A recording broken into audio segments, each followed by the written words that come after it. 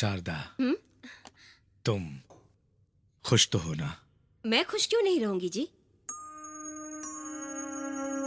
इधर आओ, बैठो। सच बोलना, तुम खुश तो हो ना?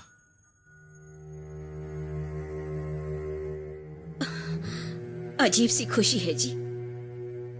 हर पल मन में यही डर कि घर से बाहर गया आदमी वापस आएगा कि नहीं। जिंदगी में तनाव मुक्त पल गिनती के होंगे जी। आए दिन पार्टी के बीच हुए झगड़े, कभी इस मुद्दे पे कभी उस मुद्दे पे, नरक जैसा अनुभव है। कभी कभी ऐसा लगता है कि हम लोग ऐसी जिंदगी क्यों जी रहे हैं। जान से हाथ गंवाने वालों के परिवार की हालत देखिए, उनकी परेशानियों को महसूस कीजिए। कैसी दुर्दशा है। अपने स्वार्थ के लिए दूसरे इंसान को मारकर खुद को भगवान का दर्जा दे देते हैं। ऐसे में भला कैसे खुश रह सकते हैं? ऐसे में आप मुझसे पूछ रहे हैं कि मैं खुश हूं कि नहीं। आपका दबदबा यहाँ जरूर है, लेकिन डर लगा रहता है। ऐसे मन स्थिति में कैसी हालत होगी बताइए। बहते हुए आंखों को भला नींद कहाँ से आए। अब तो ये आदत सी बन गई है। जिंदगी का क्या भरोसा। बहुत हुआ तो कुछ साल और जी लेंगे हम लोग, बस यही आसरा है। टेंशन भरी जिंदगी में बस एक उम्मीद ही है। मेरी बातों का बुरा मत मानिए, बस ऐसे ही कह गई। मुझे माफ कर दो शारदा। अरे नहीं नहीं, आप ऐसा मत कहिए जी। कल सुबह हम लोग मंदिर जाएंगे, सिर्फ हम दोनों।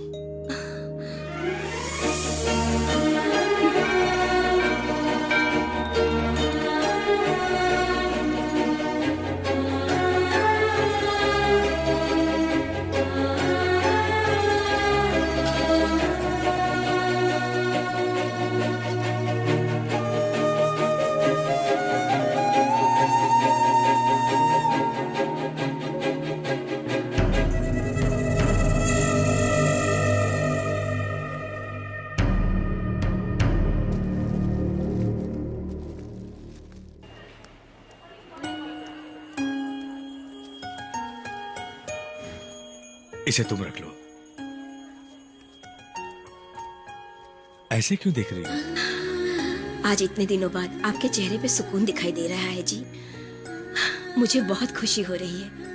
आप ऐसे तनाव मुक्त रहे, मैं यही चाहती हूँ। आपकी खुशी में ही मेरी खुशी है। ए भानु, भानु। हाँ जीजा जी। कल सुबह हम दोनों को खेत पे जाना है, रेडी रहना, समझ गए ना?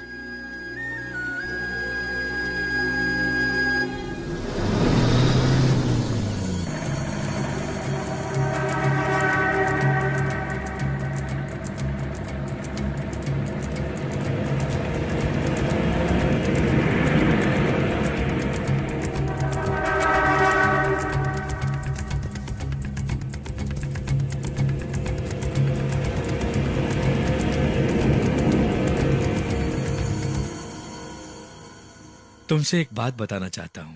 तुम्हारा शक सही निकला। सीनू और गौरी आपस में प्यार करते हैं। जब मुझे पता चला तब मैं ये सब भूल करके सीनू ने मेरे लिए कितना किया उसे खत्म कर देना चाहता था। मगर अचानक इन दोनों की बातें सुनने के बाद, उम्र में छोटे होते हुए भी दोनों ने कितना बड़ा सोच लिया, और उम्र में बड़ा होकर भी मैंने कितना घटिया सोचा था। तब पता चला, जब मैं उनके प्यार को खत्म करना चाहा, तब मुझे दो रास्ते दिखाई दिए। एक गौरी को इनसे दूर करना और दूसरा इन दोनों को इस मुसीबत से दूर करना। मुझे दूसरा वाला अच्छा लगा, इसलिए उनको भेज दिया।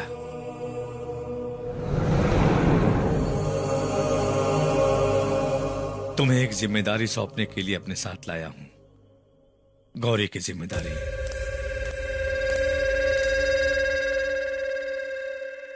मुझे सब कुछ पता है। मेरे भरोसे को जीतने के लिए अपने प्यार को छोड़ने की जरूरत नहीं। देखो बेटा, प्रेम और भरोसा दोनों आसमान और जमीन नहीं है। जहां भरोसा है प्यार वही है।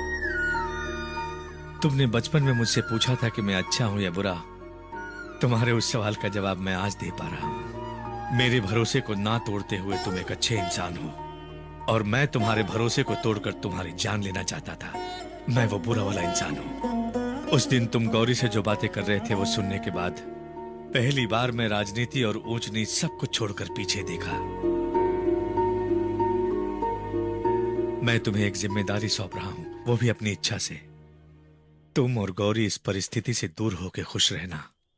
शिव कृष्णा से बात कर चुका हूं, उसने सारा इंतजाम कर दिया है। इन हालात में आपको छोड़ के मैं नहीं जाऊंगा। तुम्हारे पिता ने हमारी जान बचाने के लिए अपनी जान दे दी थी, और अभी तुम। ऐसा कब तक चलेगा? मैंने कहा ना मैं नहीं जाऊंगा। ए, हमारे ऊपर तुम्हें भरोसा है ना? तो मैं जो कह रहा हूं वो सुनो। गौरी को लेकर चुपचाप यहां से निकल जाओ। गौरी,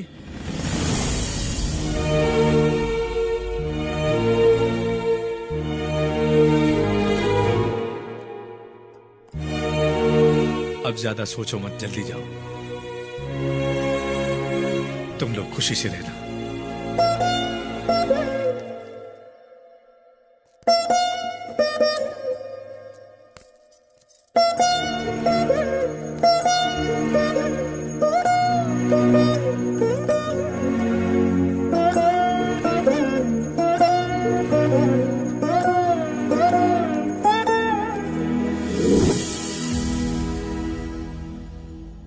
तुम्हारी बहन से शादी के बाद बहुत दिनों तक हम दोनों को कोई बच्चा नहीं हुआ था। तब तुम बहुत छोटे थे, हमारे सामने ही खेलते थे। तुम्हें देखकर हम दोनों को कभी बच्चे की कमी महसूस नहीं हुई।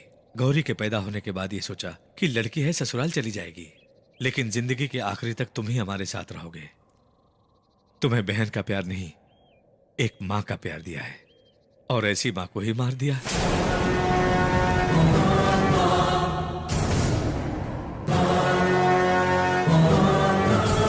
पूरी जिंदगी में बस ये एक ही दिन काफी है मेरे लिए। आप हमेशा ऐसे ही रहना।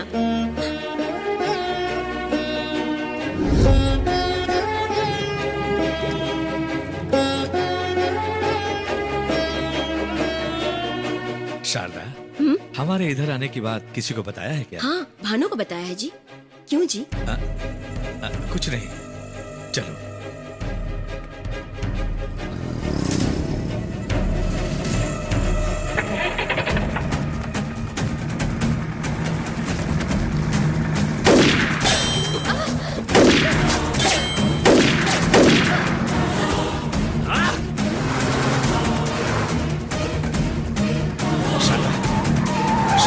शारदा, शारदा,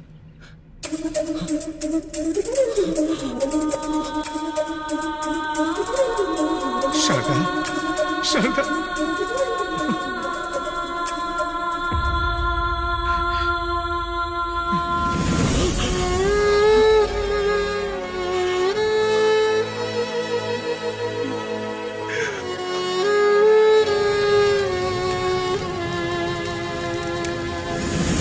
शारदा के मौत का कारण तुम हो ये जानने के बाद तुम्हें टुकड़े टुकड़े करके मारना चाहता था, मगर मैं जिंदगी भर तलवार लेके घूमता था, ये बात शारदा को पसंद नहीं थी। लेकिन एक दिन तलवार क्या छोड़ दी थी, उस दिन शारदा बहुत खुश होकर बोली थी, जिंदगी की एक दिन काफी है। इसलिए दोबारा उस तलवार को पकड़ नहीं पाया।